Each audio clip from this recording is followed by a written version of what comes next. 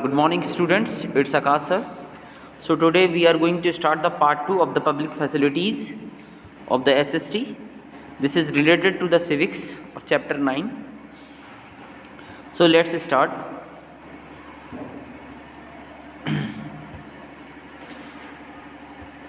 कल हमने पढ़ा था बच्चों कि जो म्युनिसिपल कॉरपोरेशन होती है वो किस तरह से जो है टाउन्स एरिया और जो शहरी क्षेत्रों में जो है प्रशासन का कार्य करती है, जिसके पक्ष में हमने इंडियन कॉन्स्टिट्यूशन का 73rd कॉन्स्टिट्यूशनल अमेंडमेंट भी पढ़ा था, जो कि इनेक्ट किया गया था 1992 में भारतीय संविधान में। 1992 में जो संशोधन किया गया था और वो 73वां संशोधन था, जिसके अंतर्गत नगर पंचायत या शहर पंचायत या नगर पंचायत कहेंगे वैसे,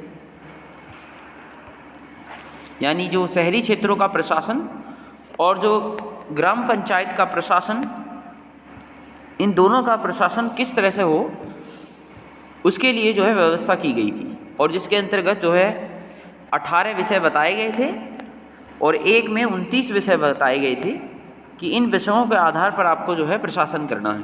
ठीक है, तो इससे पहले ये होता था कि जो ग्राम पंचायत और नगर पंचायत का जो फंड आता था ना, उसके लिए कोई संवैधानिक संस्था नहीं थी। ठीक है, मतलब इनके लिए जो फंड की व्यवस्था होती थी वो एक कॉन्स्टिट्यूशनल बॉडी नहीं थी। ठीक है, बाद में ये जो संविधान संशोधन करके इनके लिए जो फंड यानी कोष की जो व्यवस्था की गई वो संविधान में वर्णित कर दिया गया कि प्रत्येक जो है राज्य जो है ग्राम पंचायत और नगर पंचायत के लिए संवैधानिक रूप से जो है एक निश्चित कोष प्रदान करेगा इनके विकास के लिए।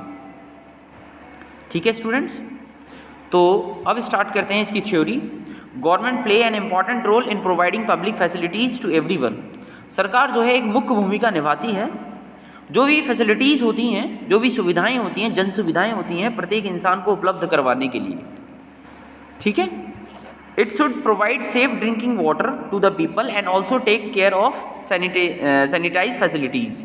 यानी ये जो है यानी जो है क्लियर ड्रिंकिंग वाटर मतलब स्वच्छ जो है जल प्रोवाइड करती है, उपलब्ध करवाती है प्रत्येक इंसान के लिए, और जो सैनिटेशन फैसिलिटीज़ हैं, साफ़ स्वच्छता की जो व्यवस्था है ये उनको प्रोवाइड करवाती है। Public facilities relate to the people basic needs. जो पब्लिक फैसिलिटीज़ हैं, जो लोगों की आवश्यकताएं हैं, ये उनकी जो है दैनिक आवश्यकताओं का एक हिस्सा है या आधारभूत आवश्यकताओं का हिस्सा है। ये प्रत्येक इंसान की एक आवश्यकता है। Any modern societies requires this facilities. कोई भी जो मॉडर्न सोसाइटी है, कोई भी आधुनिक जो समाज है, उसे जो है ये सारी की सारी फैसिलिटीज़ चाहिए।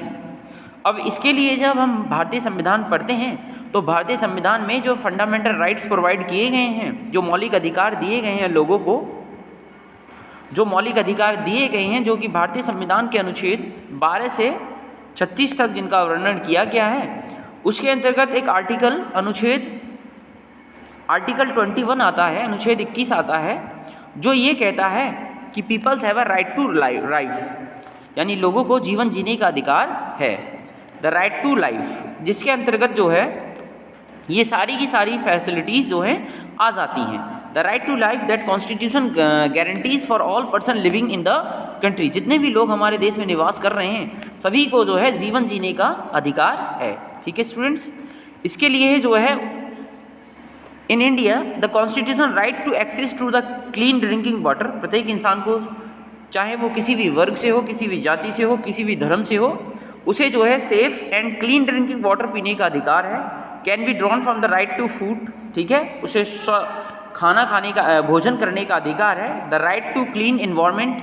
ठीक है, एक अच्छे वातावरण में रहने का अधिकार है। द राइट टू हेल्थ, एक स्वस्थ जीवन जीने का अधिकार है। So thank you, it's over from me.